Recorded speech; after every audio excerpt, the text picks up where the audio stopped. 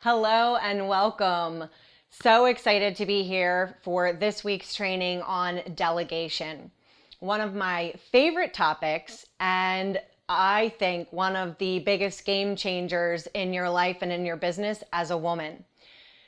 What can happen is you can delegate too quickly and be spending money on things that you don't need to be spending money on because you're not at that level in your business. So knowing what to do and when to do it and how to do it is really one of the most critical factors to your business getting to the next level or not. What I want you to take a look at right now is what do you need to delegate in your business and what you need to delegate in your home. And it doesn't mean that you're going to go out right now and hire this person on, but you do need to identify before you go and delegate who is it that you need to be doing whatever task and when is it really logistical for you to bring that person into your home or your business.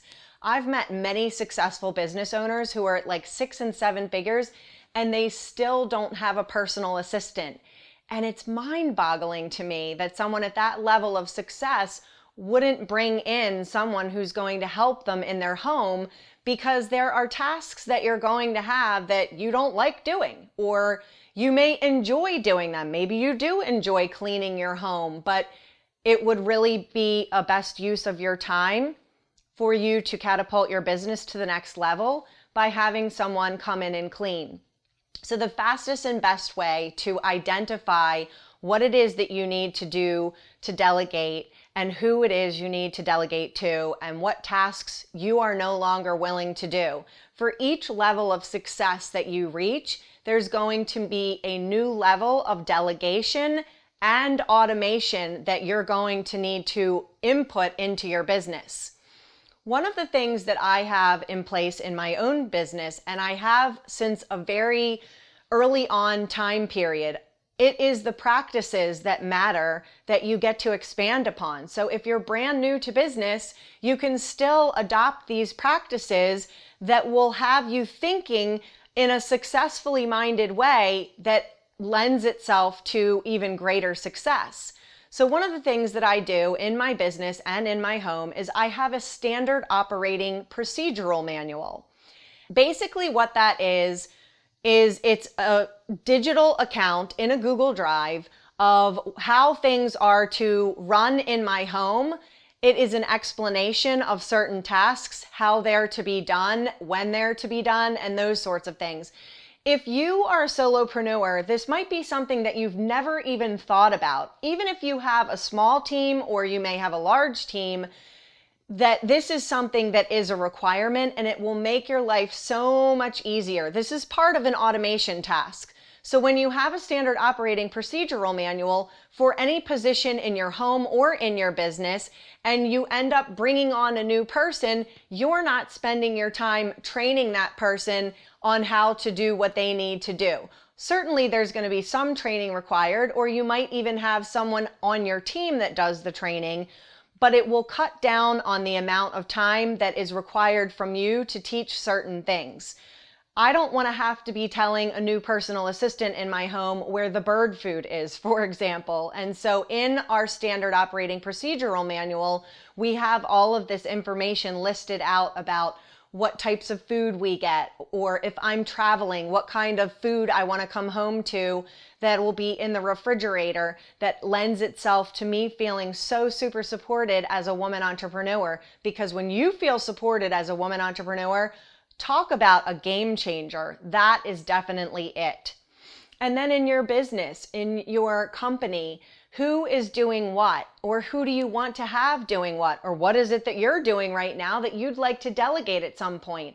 If you start memorializing that in your standard operating procedural manual, then eventually when you bring someone on to take over your task or to take over someone else's task, that account of the steps of how to do XYZ tasks is already going to be detailed out. And I also suggest that you have whomever it is that is doing that particular task, if they're replaced and a new person takes over for them, have them account for it from their own perspective, because it will only add to the richness of how that task is done. When it's multiple perspectives, then you really have a more well-rounded account of what is required for that particular task. The other thing that you can do is, just like you would have policies and procedures in your business, you would have policies and procedures for your home, or house rules, if you will. When I have a personal assistant coming in, it's really important for her to know, if I'm traveling or something like that, how things are to run, what is acceptable, what is not acceptable, what my kids might try and pull over on her or something like that. Not that they do that very often, but every once in a while it might be like, well, we need to get this. I remember one time I was traveling and I received a text message from my assistant at the time, and she said something about Austin. My youngest son, Austin, was saying something about that he needed ice cream at the store, and I was just totally cracking up, because that's what kids do. So, really having things running smoothly in your home and in your business as you expand and you become more successful and you delegate more, having these structures and systems in place are the exact things that will allow you to have things running more smoothly and freeing up more of your time. Once you begin to delegate, you need to also know, how are you going to manage these people? Most women entrepreneurs are not naturally great at managing people, let alone communicating to them. So as you develop yourself as a professional woman and you're doing your personal development work and you're getting out of time drama and spinning out of control, this will lend itself well to you operating from a place of feminine empowerment. This is where receiving mentorship truly comes in a very important role. You need to know someone else who is a professional business owner and a professional woman that is already mastering these kinds of things, so that you can see it and have it modeled to you through this way, and know that this is how I would operate, or this is how I would conduct a team meeting, or this is how I would speak to someone on my team that isn't operating up to the level in which I want them to operate. And this is a big area for women, because we're nurturers. We want to love everyone. We want to get along with everyone. And far too often, we're not seeing it through the lens of a professional relationship. It is a business relationship. When you are hiring people and you have delegated, and I don't care if you've got a babysitter coming over for an hour a week to help you with laundry, which is where I started in my business. The first delegation that I did was that, and it tremendously was a game changer. You have to be able to speak to these people and ask of them what it is that you need them to do. And if they aren't operating up to your standard, you have to be able to go back to them and say, listen, this is how I need it done, or I'm going to feel more supported when you're doing it this way, or I really need our conversations to go like this, or whatever the case may be. So there's two critical things. One of them is you need to have weekly team meetings. If you have a virtual team or an in-person team in your business or your company, that is an absolute requirement. And you may even want to check in more often than that. I like to get feedback from my people. I like to know, hey, how's it going? How can we do things better? How can we be more efficient? How can we operate from a higher level of excellence? We're always checking in on those sorts of things. And this is your opportunity to do the same.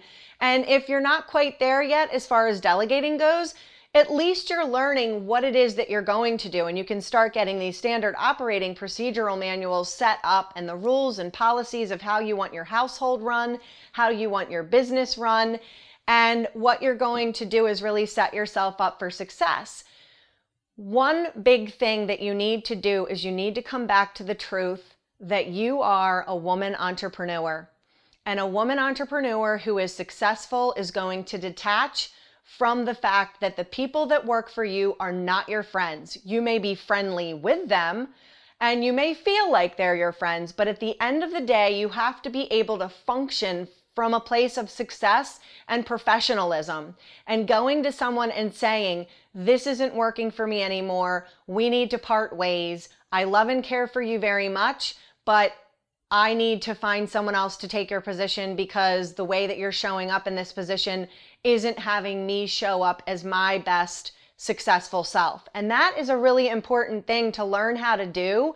A, to speak your truth, and B, to recognize that these are professional relationships and that you're not in them to be friends, you're in them to succeed as a businesswoman, and you always have to be seeing through the lens of, even though I might be friendly with this person, if they're not measuring up in my company and they're not contributing in a way that I need them to contribute, that I'm going to be courageous enough and come from a loving place in my feminine power to have a conversation with them about their behavior changing or their role changing, or letting them go and letting them go with love. So delegating and knowing how to communicate properly and knowing when to bring people onto your team and how to communicate with your team to inspire them and to have them feeling really excited about getting their task done in your company or in your home is a really huge game changer for you. So I invite you to do these exercises